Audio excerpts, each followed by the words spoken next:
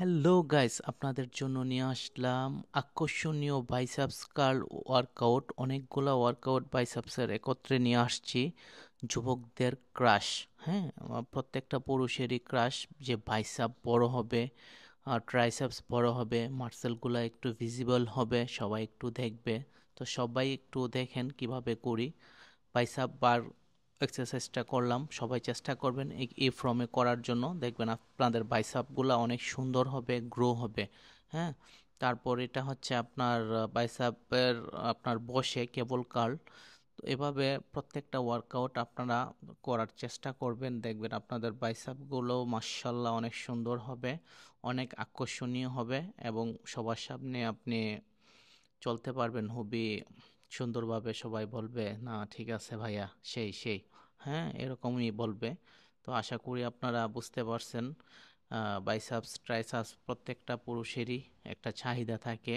জিমে আসলেই বলে, ভাইয়া আমি কিভাবে বাইসাপসটা বড় করব, আমার অন্য কিছু লাগবে না, একটু পেটটা কমে গেলেই চলবে আর বাইসাপ ট্রাইসাপস হলেই চলবে। আসলে এত সোজা না যত সোজা সবাই বলতেছে।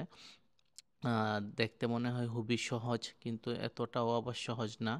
এখানে অনেক ডেডিকেশন মানতে হয়, অনেক ডায়েট মেনটেন করতে হয়, তারপর প্রপারলি এক্সারসাইজ করতে হয়, অনেক কষ্ট করতে হয়, হেভি হেভি রেপস দিতে হয়, অনেক ওয়েটে আপনাদের করতে হবে।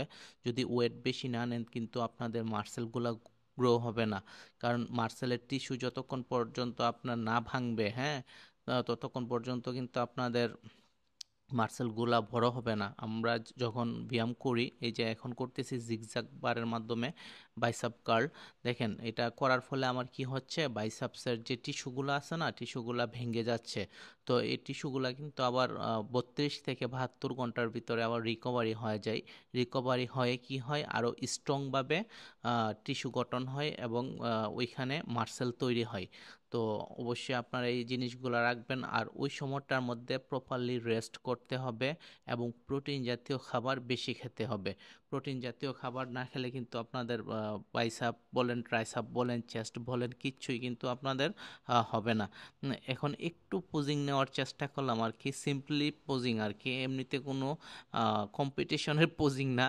এমনি একটু ভাবলাম একটু ধারাই দেখি, নিজেকে নিজে একটু দেখার চেষ্টা আর কি, যে কিভাবে একটু দাঁড়াইলে, কিভাবে একটু ছবি নিলে সুন্দর দেখাবে। আসলে আমার আর ফটো ওঠানোর মতো কেউ নাই, আমি নিজের ফটো এভাবে উঠাই, ভিডিওর থেকে আমি স্ক্রিনশট নেই, যার কারণে এটা আমি ফটো উঠাইছি। এখান থেকে আমি যতগুলো ফটো দেখেন আমি এভাবেই ভিডিও করি, ভিডিও থেকে আমি কি করি, ছবিগুলা কালেক্ট করি আর কি। তো ওই ভিডিওটা ছিল, তাই সাথে আপনাদের সাথে একটু শেয়ার করে দিলাম আর কি। তো অবশ্যই দেখে অবশ্যই আপনাদের ভালো লাগবে। এটা আসলে কোনো পোজিং টোজিং না, এগুলা শুধু আমি ছবি তোলার জন্যই এগুলা করে থাকি আর কি। ছবির বিভিন্ন অ্যাঙ্গেলে আমি দাঁড়াই, তো দাঁড়ানোর যে ছবিগুলা এখান থেকে আমি স্ক্রিনশট দিয়ে দিয়ে ছবি নিই আর কি, কথা বুঝছেন?